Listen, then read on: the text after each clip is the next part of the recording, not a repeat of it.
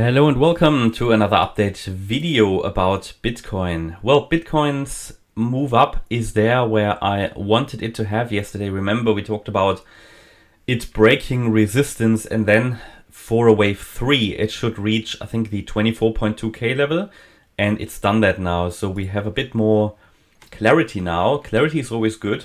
So let's take a look at where we are. Also, with the latest spike, obviously the downside scenario here has now been, well, for now at least, invalidated, the immediate one. So while it's still possible, of course, theoretically to come down into that region here, also because we only have 3 waves and it could be an overshooting B wave, in all likelihood now it has turned around and it's consolidating on a pretty high level at the moment. So what I'm going to do, this resistance area, gonna take it out now because it might confuse you. It is not relevant anymore. This one clearly broke. Yeah, the short setup broke, even though it generated a successful trade if anybody took it early here, but then this just broke through. So what situation do we have now? Well, I think I have to count the wave 4 is complete.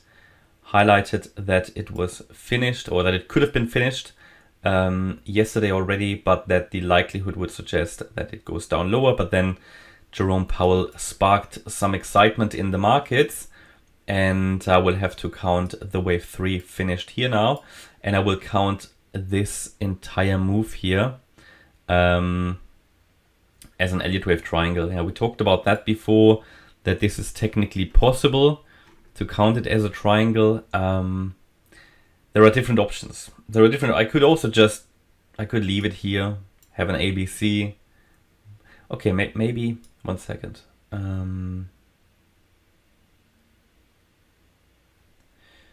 leave it where it was. I won't change the ABC because we had 5 waves down. Yeah. And all that happened was that Bitcoin did not come down low enough to touch the support area again.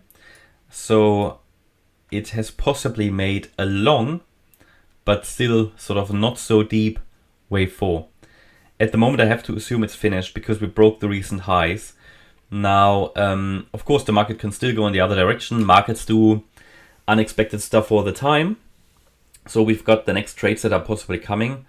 As I said to you, if one setup breaks, you can look for the next one, which is obviously the advantage of the method here, that you understand when the trend has possibly changed.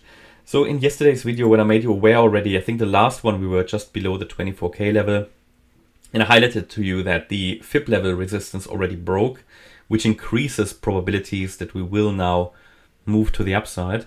At the moment, what I would do is I would count this as a wave 1, this here as a wave 2, this here as a wave 3, this here currently possibly as a wave 4, even though it got rejected quite strongly, but it's still valid. Okay, 4 and then 5. This is what, in my opinion, seems likely now. Now, bear in mind, we only have 3 waves up. It could still become an overshooting wave B. Until we have 5 waves, you can't really say a trend change has occurred. Could I count this as a 5-wave move already in itself? Yes, if I use the triangle option. So if I'm counting all of this, 1, 2, A, B, C, D, E, yeah, but I actually would need to move this high here. Doesn't matter, but then I could say all of this was already a wave 1.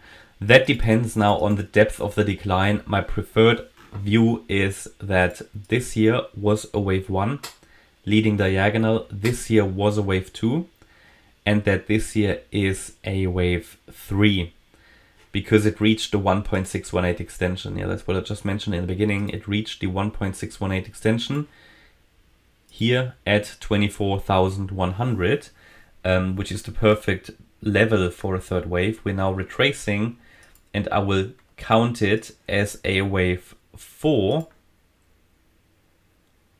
as long as we're holding the 50% retracement. So against 23,518, we can now focus on higher in this pattern. However, if we go lower, I would not necessarily count it as bearish again. not due to the move now. So I could then count it as a 1-2 setup. So to say it very clearly, against 23,000, no, I would have to adjust this. So no, I wouldn't. 1 second. Yeah. So the 23,095 level is the key bullish support now, because in a, let's say if we have a 1-2 setup here, then it could still come down to that level. So basically we've got two key bullish scenarios now. The first one is here this wave 4, which should turn around in this region between the 23,518 level and obviously the 23,693 level, which you already reached. So theoretically it could go up now. The only problem I've got with this is I don't really have a clear 3-wave structure yet, but again, it could still come down a little lower here in maybe an A wave, now a B wave, and then a C wave. So it's touched already key support. So as long as we're holding the 23,518 level or 500, we can count this as a wave 4.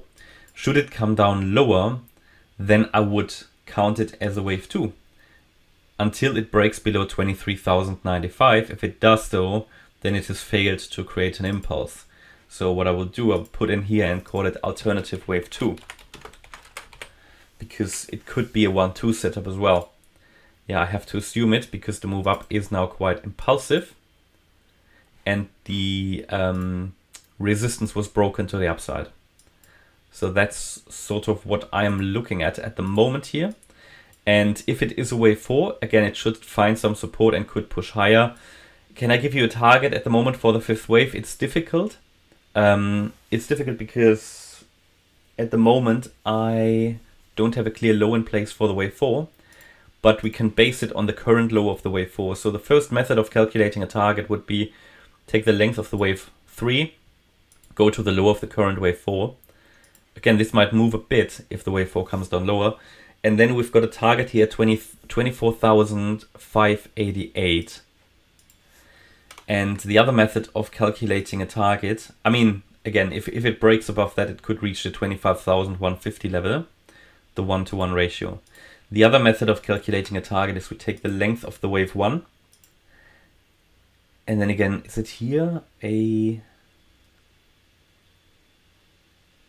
1? This was probably a WXY. So